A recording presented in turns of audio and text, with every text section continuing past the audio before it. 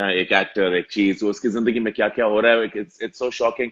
मैं भी ये बताना चाहूंगा, इफ यू डोंट माइंड, कि अभी रिसेंटली तुम्हारे वालिद साहब का भी इंतकाल हुआ है। यस। जी जी, वो बस 3 महीने पहले वो हुआ। तो मेरे लिए ये साल अच्छा 3 साल पहले मेरी बहन की डेथ हुई, 3 साढ़े 3 साल पहले मेरी बहन की डेथ हुई थी।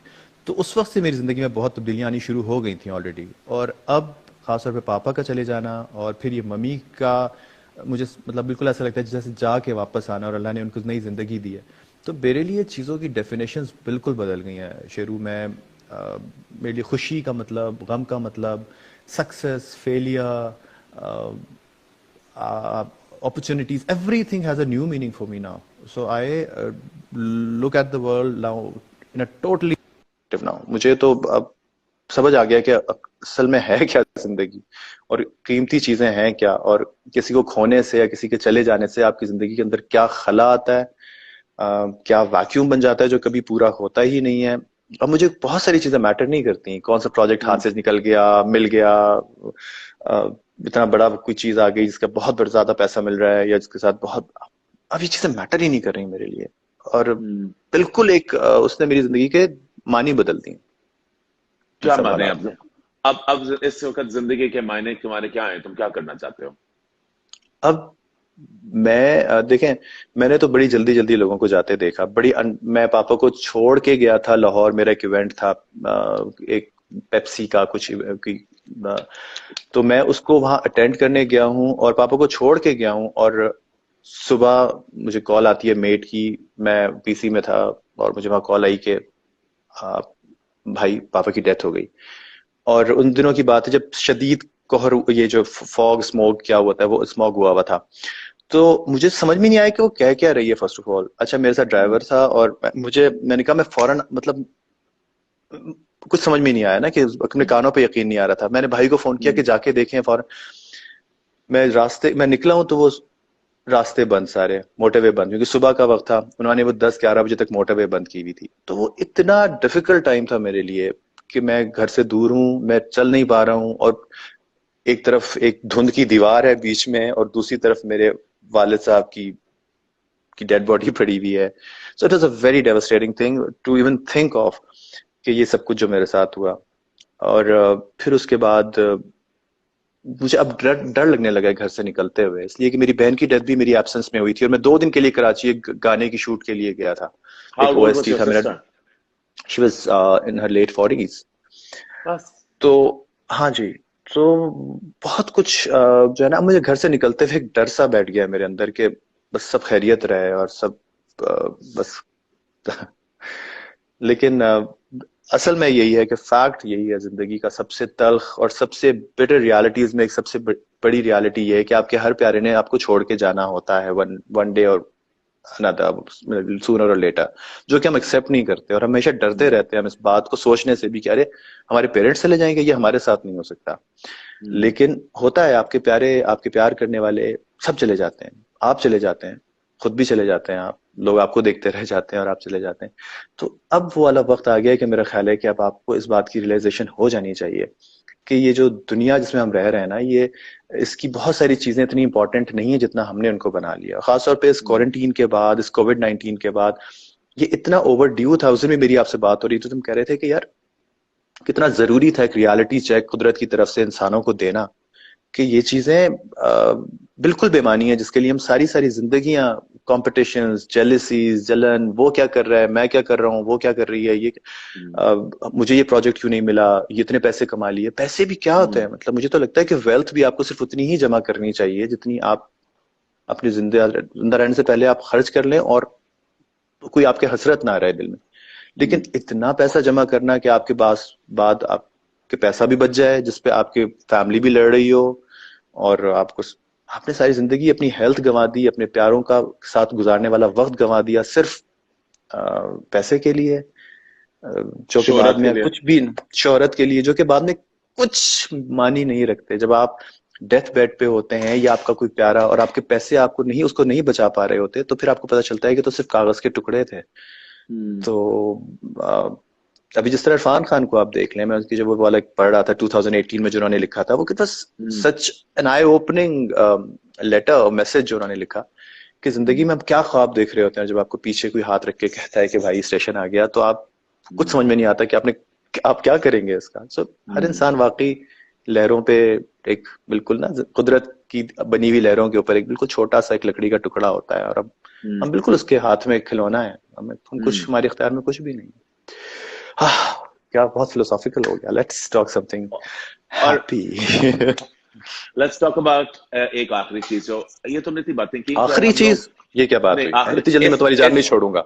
नहीं नहीं, मैं तो तुम्हें जाना नहीं दे रहा। मैं तो इस कॉन्टेक्स्ट के बारे में एक मैंने चीज पूछनी थी। तो तुमने बड़ी मजे की बातें की, तुमने ऐसी बातें कर रहे हो जो सुनते हुए ना, देखो मैं तो तुम्हारा दोस्त हूँ, मैं तो तुम्हें जानता हूँ कि तुम अंदर असल में हो किस तरह के। बिकॉज तुम जब you're not Imran Abbas the star to me, तुम तो मेरे दोस्त हो, मगर बहुत से लोग इस तरह नहीं जानते, they don't know this side of you कि तुम इस तरह सोचते हो। तो अगर कोई पूछे जो तुम्हें ना जाने कि इमरान साहब आपकी इस वक्त अगर आप दुनिया को आपको याद करना हो तो आप क्या लेगेसी छोड़ के जाएंगे? तुम्हारी लेगेसी क्या होगी? यार दुनिया किसी को याद सच मुझे नहीं लगता कि अब रखने वाली कोई दुनिया रह गई है। वो जमाना अच्छा। और था जब लोग किसी को याद रखते थे। अब तो आपकी औलाद आपको याद नहीं रखती। इसलिए मैं याद रखने के लिए तो कभी कुछ नहीं करना चाहता। मुझे पता है कि आज बड़े बड़े लोग मैं देखता हूँ कब्रिस्तान में जाके वो मट्टी में सो रहे होते हैं और उनके पास उनके घर वाले फातिहा पढ़ने नहीं आ रहे होते।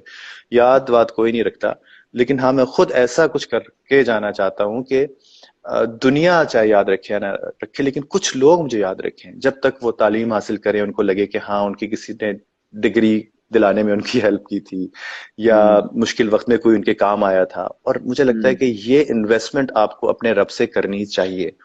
हम सारी जिंदगी जो ये जो इंश्योरेंस पॉलिसीज और स्टॉक एक्सचेंज के और अपने इन्वेस्टमेंट इधर उधर करते रहते हैं, प्रॉपर्टी में, रियल एस्टेट में, ये तो सारी यही रह जानी है। आपको कुछ इन्वेस्टमेंट अपने ऊपर वाले के साथ जरूर करनी चाहिए, और वो यही होता है कि आप ऐसा कुछ कर जाएं कि वो आपको बाद में आपके काम आए। तो ये कोई ऐसा मैं काम करके जाना चाहता हूँ, और अल्लाह मुझे इस छोटी सी जिंदगी में कोई जाने से पहले कुछ तो मैंने किए हैं, अल्लाह करे उनका मुझे अल्लाह उससे राजी हो, लेकिन कुछ और अभी बहुत मेरे कुछ चीजें हैं जो मैं जाने से पहले करना चाहता हूँ। इंशाल्लाह इंशाल्लाह। इंशाल्लाह मेरे दोस्त, let's get back to your stardom now. तुमने इतनी चीजें काम किया हुआ है, मुझे याद है। हाँ इट इज ट्रू। देखो मेरी बात सुनो, लोग इमरान में हमारी दोस्ती थी जब तुम काम शुरू कर रहे थे। हाँ एंड हाँ, किया भी आई नहीं डोंट, था।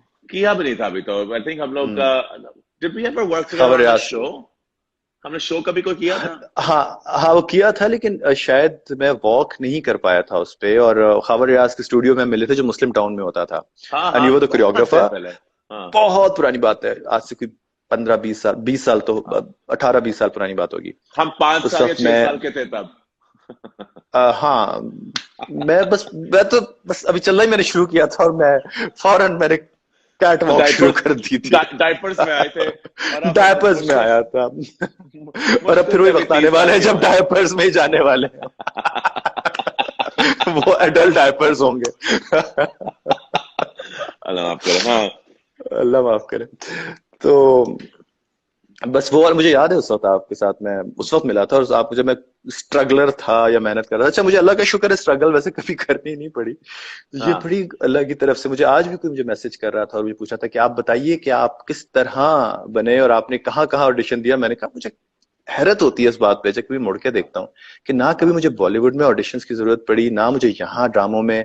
और उस वक्त वो वाला वक्त भी नहीं था जब चैनल्स इधर से उधर देखे जा सकते थे। जब मुझे इंडिया से ऑफर्स फिल्मों की शुरू हुई, जब बड़े से बड़े डायरेक्टर ने मुझे वहां ऑफर की, मुझे समझ में नहीं आता कि किस तरह मेरा काम वहां देखा जा रहा था और मुझे पसंद किया जा रहा था। But I am so fortunate that I didn't ever run after any production house, any director, any producer for that matter कि मुझे काम मिल जाए। अल्लाह का शुक्र है कि मुझे कभी इसकी जरूरत नहीं पड़ी।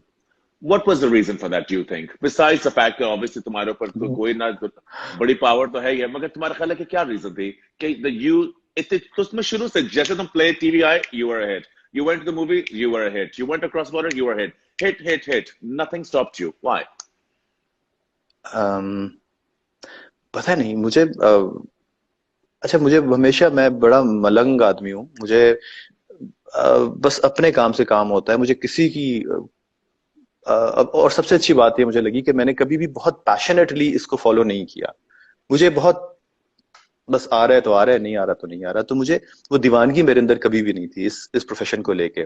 तो मुझे लगता है कि वो एक तरह से हेल्प उसने मुझे किया कि मैं अपनी मर्जी के प्रोजेक्ट चूज करता था। मुझे ये नहीं था कि मुझे काम करना ही करना है और मैं हर उल्टी सीधी चीजें कर लूं। ऑल्दो मैंने कुछ बड़ी गलत चॉइसेस भी की अपने प्रोजेक्ट अपने करियर में, लेकिन वो और मसले थे। लेकिन मुझे कभी भी शायद अच्छी बात ये रही कि मुझे कभी इसके पीछे मैं भागा नहीं। तो आप, वो होता है ना, you kick they lick when और when you lick they kick. तो I Yes. Never You didn't have to do that. नहीं, तो मुझे कभी किसी को लिक नहीं करना पड़ा कि मुझे किक पड़े।